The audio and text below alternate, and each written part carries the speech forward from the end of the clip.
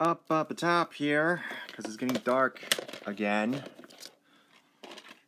Okay. Sorry this is really dark, but thankfully this has a light on it. So we're going to go a little bit out of order if you don't mind. Rent. This is a decent adaptation of the Jonathan Larson Broadway smash, which I think it actually does a good job at establishing, like, it's set during the AIDS epidemic and, have all these characters and everything, and it worked when it needed to.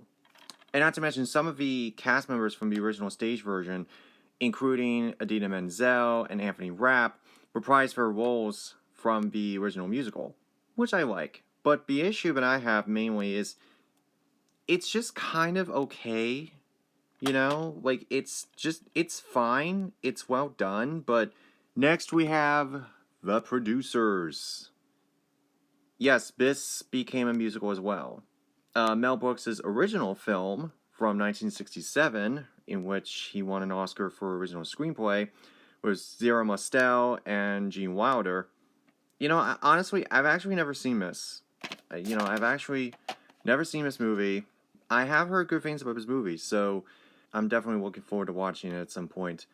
Though, I sometimes wonder, is the original musical better? But Prince and the Showgirl. So when I was talking about My Week with Marilyn, it was basically the making of Prince and the Showgirl, which I have not seen yet. So I'm just kind of showing you that I have it.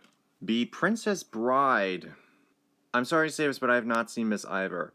What? You have not seen The Princess Bride? How dare you? Princess Bride is one of the best movies of all time. It's like, okay, calm down. I get it. You all want me to watch Princess Bride, right? And I know exactly what you're going to tell me. That this movie is a masterpiece, that it's a classic, that it's this, that, and the other thing. I know exactly what I know what you're talking about. I just have not seen this yet, but I hear from so many people that it's a masterpiece. So one of these days I will check it out. And lastly, we have the Princess Diaries movies. Now, I have seen these. Anne Hathaway and Julie Andrews. Now, the funny thing is, I remember watching the first one at summer camp. We watched this in, I think one of the workout rooms for, movie day or something like that. And honestly, I remember kind of liking it. But here's the thing. I haven't seen this movie since. then. And that was, I think 20 years ago. But this is a Disney classic.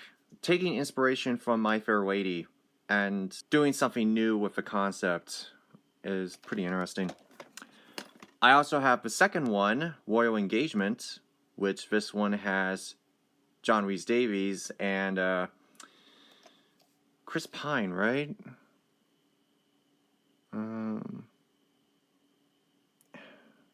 RoboCop, one of the best sci-fi films of all time. This is an absolute must-watch. And not to mention, it's great. It's absolutely fantastic. It's action-packed. It has an interesting villain. It has a dystopian Detroit. It has, absolutely fantastic action scenes.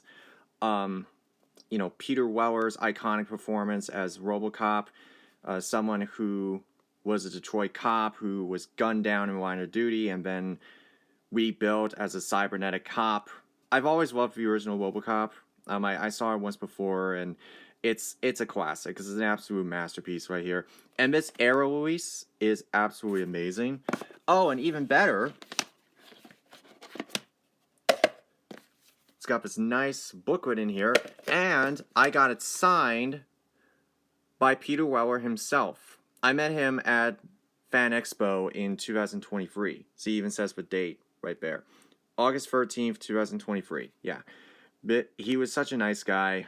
We didn't know, what part of the movie he should sign. But, no, I absolutely love RoboCop. This is an absolute gem right here. I don't have RoboCop 2, but I do have RoboCop 3. And the only reason why I have this was because I got this back in 2007 and I was too young to see movies at the time. So this was all I had. And yeah, you can tell Peter Weller's not in this one. He was in the second one, which I don't have, but he was not in the third one. He probably saved himself embarrassment. And you know, it's funny, I still have not seen it. I did not see the reboot from 2014, so. Anyway, Resident Evil, the first one. I've never played the Resident Evil games outside of the fifth one, and that was pretty mediocre. But yes, I am going to review this movie and its sequels on Video Game Celluloid at some point, just not right now. I'm sticking to more simple games to adapt. I'm focusing on simple episodes at the moment. But anyway, if you want to hear my thoughts on the first Resident Evil movie, I think it's good. You know, you could think of it as like the movies and the games are sort of intertwined with one another. Like one event is happening in one part, which is the games, and then another event's happening in another part of this world, which is the movies. Yeah, the movies got worse as they went on, but you know what, honestly, I actually did like the first film. Remember the Titans. Good movie with Denzel Washington, although I'm not really sure about the history of this story. Anyway, yeah, another Disney Jerry Bruckheimer production, so yay. It's been a while since I've seen this, but I remember really enjoying that. Runaway Bride. Decent rom-com with Julia Roberts and Richard Gere. Not bad. I kind of got a kick out of it. Pretty decent. Yeah, watch a rom-com every once in a while. You know? Some of these are actually pretty good, so some of them are actually underrated, and this one's kind of underrated. Queen Christina with Greta Garbo. This is one of her best movies. This is definitely one of her best films. But probably one of the best shots in cinema history is where, what's that sticker residue? Oh, great, there's sticker residue in this. I need to clean it. Anyway, yeah, Queen Christina is an excellent Greta Garbo drama. The best scene in this movie is toward the end of the film, and it's actually one of the most beautiful shots in film history, where Greta Garbo is on the ship at the end of the film, and she's just kind of staring off into the unknown. But yeah, it's one of the most iconic shots in film history, and it's not what you'd expect either. It's brilliant. Pinocchio. Everybody has a copy of Pinocchio, so it's not really much of a surprise, but I have this. Already talked about this in an update video. One of Disney's finest films, one of the greatest of all time, so not much to say. Also, another one of her greats, Pocahontas. Even though this movie plays it fast and loose with its history, basically it's primarily an insult to historical accuracy. But really, honestly, what matters most is actually the film itself and how it was part of a Disney Renaissance, and it's iconic and classic, and of course it's got, you know, two memorable songs in it, which is the Oscar-winning Colors of the Wind and Savages. Requiem for a Heavyweight. I have not seen this, but it's got a good cast. Anthony Quinn, Jackie Gleason, Mickey Rooney, and Julie Harris. Daddy Daycare. Oh, yes, I remember this.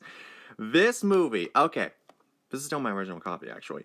This was one of Eddie Murphy's better movies. And by better, I mean after he did Mulan and after he was primarily focusing on more family-oriented films. You know, like this one and Meet Dave and, there's several others. Which I understand why he did those films, but, like, some of them turned out, like, really bad. This wasn't really one of them. It's been a long time since I've seen it. I remember that movie pretty well. Robot Monster. An intriguing 2D. But this movie was actually released in 3D when it came out. Okay. A giant gorilla with a TV mask with a scuba diving mask on his face. If this sounds entertaining to you, like, yeah, this movie, it's bad, but like it's like so bad it's good. You know, like it's one of those like so bad it's good movies. So I really don't have much to complain about, but it's cheesy B movie fun, and that's really all you can ask for. Next up, we have Power. Again, I talked about this in an update video, but this is a very underrated film dealing with politicians trying to get everybody's vote and doing everything in their power to try and get it. Richard Gere, Gene Hackman, Denzel Washington, Julie Christie as well. Pretty good film. Just all the stuff that, you know, somebody who edits political ad campaigns and just all the things that they will do to try and get everybody's vote. Next up is a movie I have talked about before. One of my favorite films of all time, Princess and the Frog. You can obviously tell that I'm a huge fan of this film. This is a film that is very meaningful to me. This is my favorite Disney... Well, actually, it's one of my top 3 favorite Disney films. This is such a very meaningful film to me. The 2D animation, the memorable characters, the toe-tapping songs, the just the fact that they, you know, set in New Orleans during the 1930s, and this is just a very wonderful film. I'm such a fan of this movie. I've seen this probably more than any other Disney film, and yes, I have like 2 copies of it because I love the movie so much. And just the voice cast, oh my god.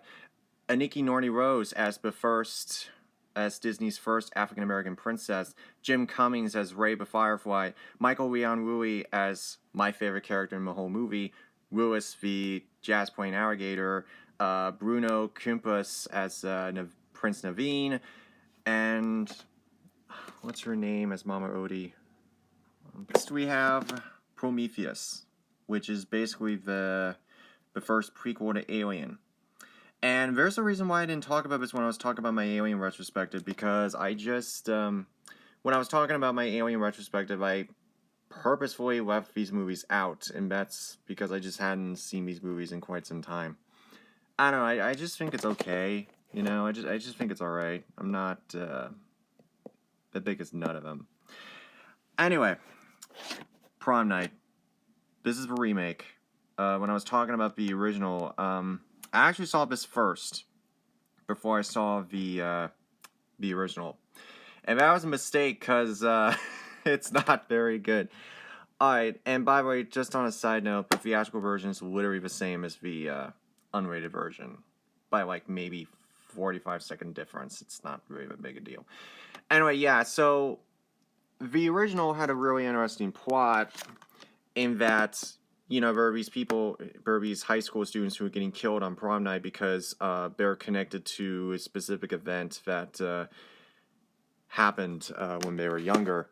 Well, this one may have a different plot, but the plot is actually worse. Some obsessed boyfriend is jealous that he got dumped by one of the characters, and so her friends get axed off just so that he can be with her. Yeah, I'm not a fan of that movie. I'm not a fan of that movie. It's one of the... It's not a terrible remake. It's just... You're better off watching the original instead. The Prowler. Tom Savini's work here is great.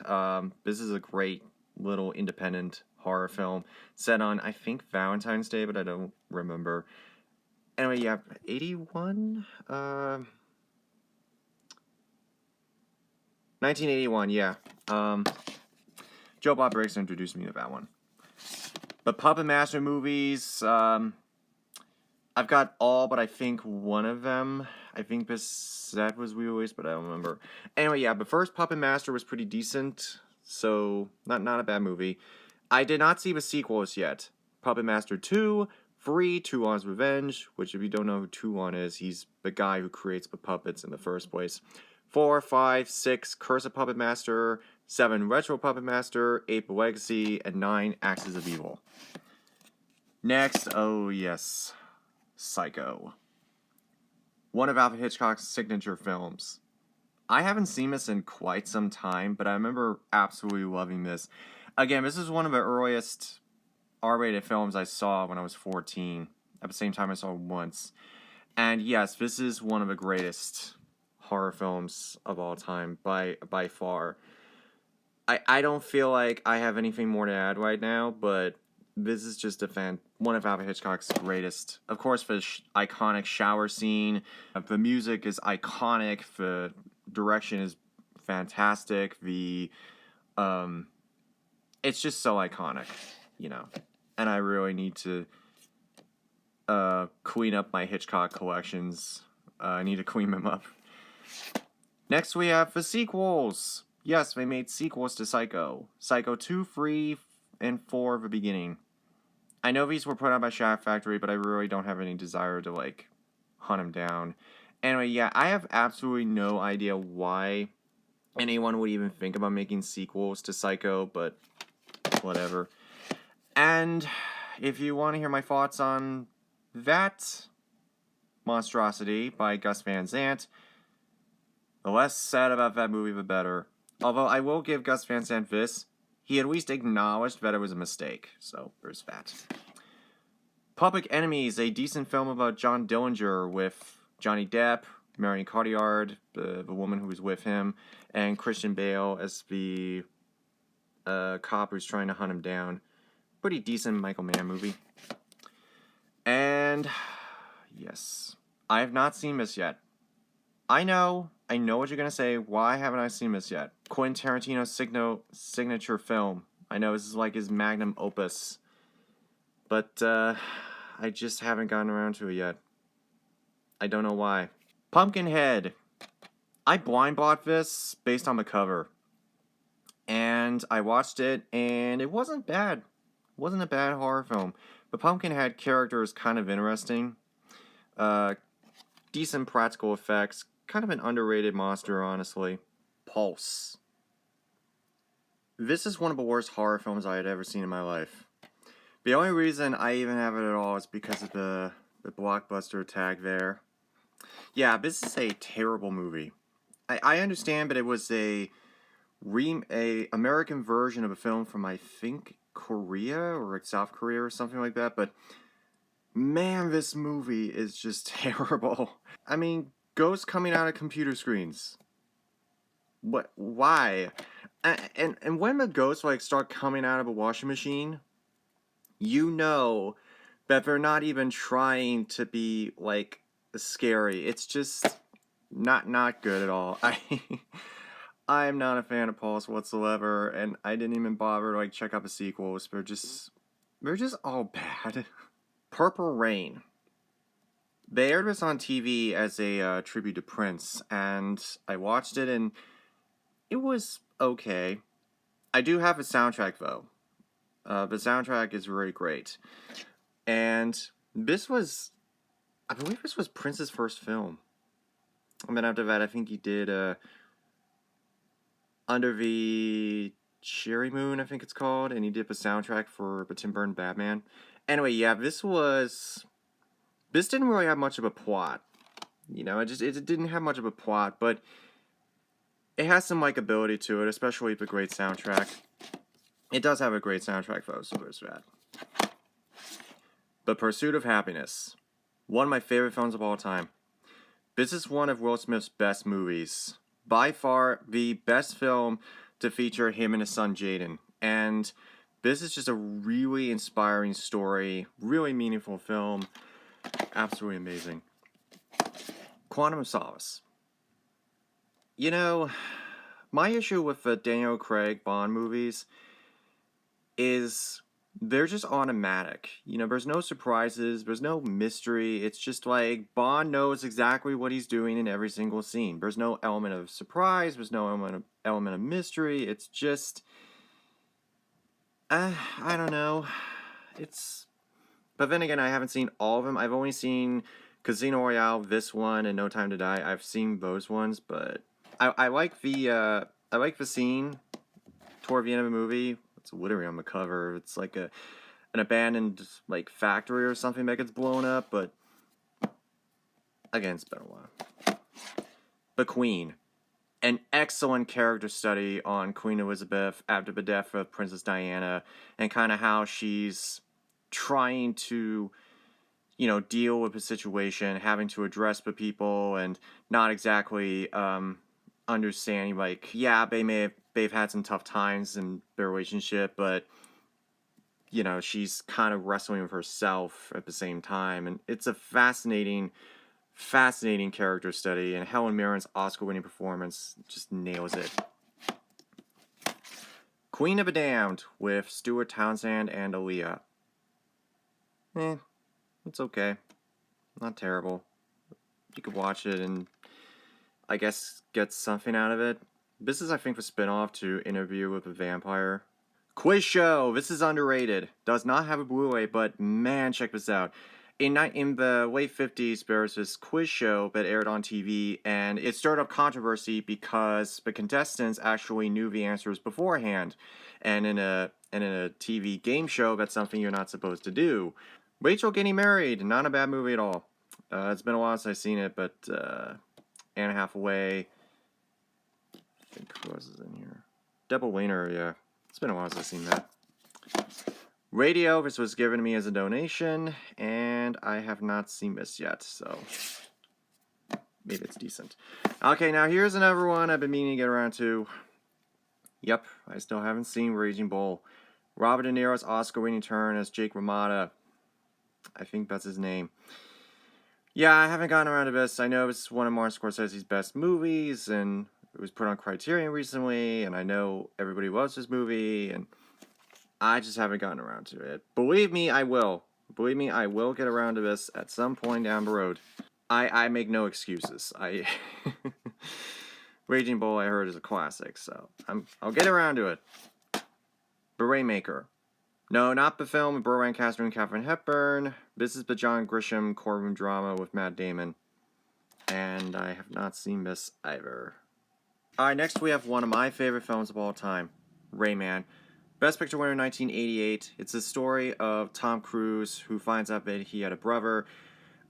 His dad, who had recently died, he gave a lot of money to his brother in an Oscar-winning turn by Dustin Hoffman, who has autism. And in order to try and reconnect with him, he takes him on a road trip. This is a very personal film to me, and I've seen this movie many times. It's just a very meaningful, heartfelt film. And it's also funny at times, too, because Rayman is actually quite funny sometimes. And actually, a lot of the autistic behaviors that Raymond is his name, Raymond displays is very accurate. Someone who is afraid to go on an airplane, somebody who has very specific routines and patterns that he follows every single day. He can quote Abbott and Costello. He is very good. He has a lot of talents, including being able to memorize.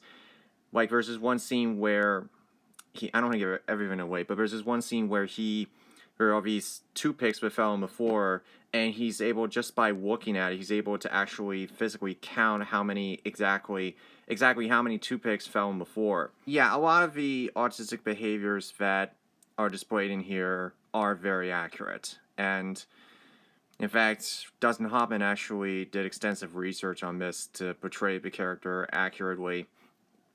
And it's just a very meaningful, very well put together film that it's so dear to my heart. And I've seen it maybe 10 times. Alright, up next we have the Rambo films. So, the first 4 Rambo films. So, First Blood from 1982, awesome. Rambo First Blood Part 2, also awesome.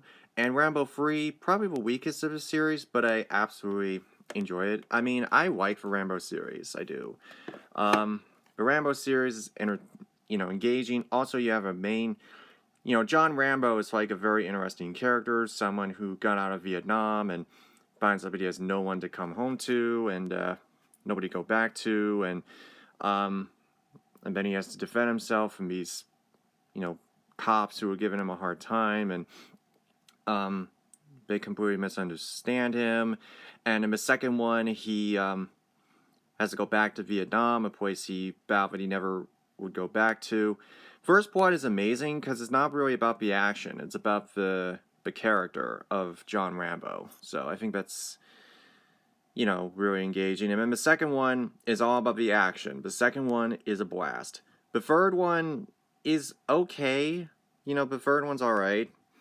It wasn't particularly... I mean, there's good stuff in it. It's just not as good when you compare it to the first two. And then you have the fourth one, called Rambo, from 2008. A little bit too bloody for my taste, but the characterization of John Rambo is still there. You know, he has to go, I think he's in Thailand. Yeah, he's in Thailand protecting these missionaries. And your enjoyment of this movie will vary. And yes, I did see the Rambo Last Blood, which is great. One of the few revenge stories I like. And I think I do have it somewhere. I don't know if I showed it to you already, but I do have it. Ray. Jamie Foxx won an Oscar for portraying Ray Charles. And he does an excellent job. Haven't seen this movie in a long time, man. It's been a long time. But I remember Jamie Foxx was incredible in this. And I think the real Ray Charles was involved in the making of that film, I believe. It's been a while since I've seen it, though. Alright, next we have that box that I was telling you about that came with Mirror up there. So this is the box set that it came in. And this has 3 of his films. It has 20 Million Miles to Earth. It came from Beneath the Sea and the immortal classic Earth vs. the Flying Saucers. Now, I only saw Earth vs. the Flying Saucers. I have not seen the other 2 yet. But Earth vs. the Flying Saucers is one of the greatest sci-fi films of all time. Easily one of the best alien invasion movies out there. No, go check out Earth vs. the Flying Saucers. It's great. The Reader. Kate Winslet won an Oscar for portraying a woman who's helping a young man learn how to read in World War II. At least I think that's what it's about. I don't...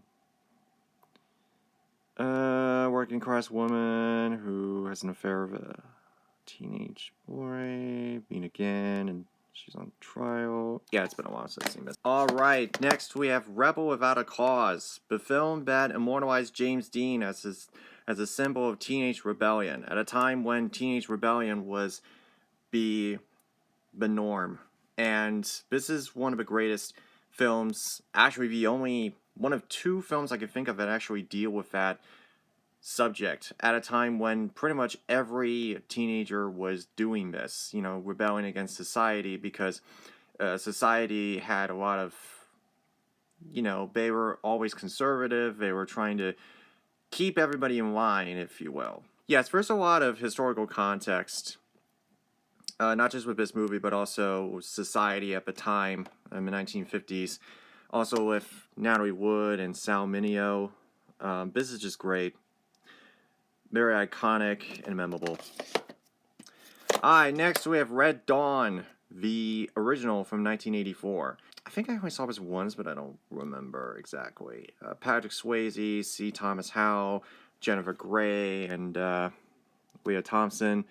Oh, this is great. This is the one where the Russians basically invade America, and this was made during a time where the Cold War was still on, and this was before the fall of the Berlin Wall, and this was pretty much around the same time frame. This is around the same time that the Cold War was still on, but you know, people were still afraid of Russia and all that. So, and then here we have a remake, which I'm not even gonna dive into this one. I mean, Chris Hemsworth. I mean, I don't know what to say to that.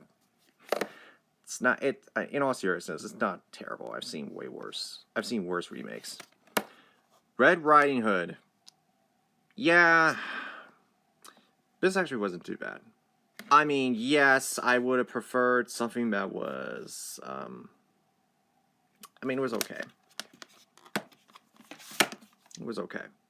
The idea of sort of a romantic take on Little Red Riding Hood while simultaneously adding gothic werewolf elements, that's kind of interesting. It wasn't terrible. Red Dragon, this is the second prequel to Silence of the Lambs. So the only Hannibal Lecter film I don't have is Hannibal Rising. I don't have that one. Anyway, yeah, Edward Norton is in here. Who else? Ray Fiennes. Yeah, I forgot he was in this. Haven't seen this one yet. Reign Over Me, a criminally underrated drama with Adam Sandler and Don Cheadle. Basically about two friends reconnecting after, sometime after Adam Sandler's parents died on 9/11. And, they're trying to reconnect. He's, still very grief-stricken about it. And they try to reconnect, but he's trying to help him, with his grief. Very excellent drama. Nobody talks about this one. Everybody says that Adam Sandler is just, full of bad comedy and stuff, but I disagree, and I think maybe they should look at his filmography a little bit more, because he has done a few dramas that were excellent.